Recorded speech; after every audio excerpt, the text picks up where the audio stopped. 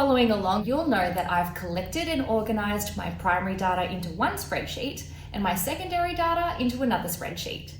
Now I'm going to display my secondary data as a graph using Google Sheets. Let's get started. All right, let's open up this spreadsheet.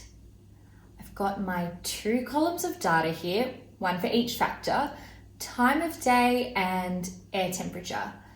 Now, to create a graph, I need to first select the whole data set, including the column headings.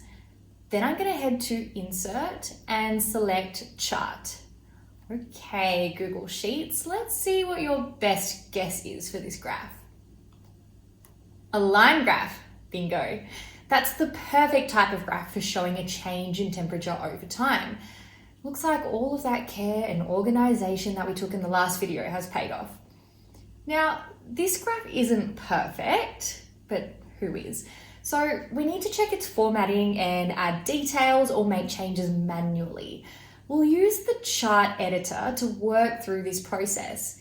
To open the chart editor, click on these 3 vertical dots of your graph and select Edit. Let's use the Setup tab first. As you can see, this tab allows you to change the type of graph, but fortunately Google Sheets has already produced the graph that I want. Sometimes it might make an incorrect guess, so I would be able to change it using the chart type dropdown. Next, let's check to see if the axes are correct. Now I can see that the time of day, my independent variable, is in the correct position along the horizontal x-axis, and temperature, which is my dependent variable, is in the correct position along the vertical y-axis. So everything on this tab looks good. I'm going to keep this the way it is. Now I'm going to work through the Customize tab. Have a look at the range of options that I have to choose from. Depending on what your graph is for and who's reading it, you might make different decisions about the way that your graph looks. Mathematicians, scientists, geographers all have different styles for their graphs. Now, we don't have time to go through every single option on Chart Editor, but I will focus on a few. So let's start with chart and axis titles.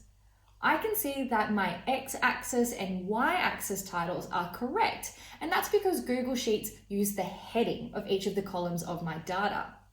However, I will change the chart title to be a little bit more descriptive.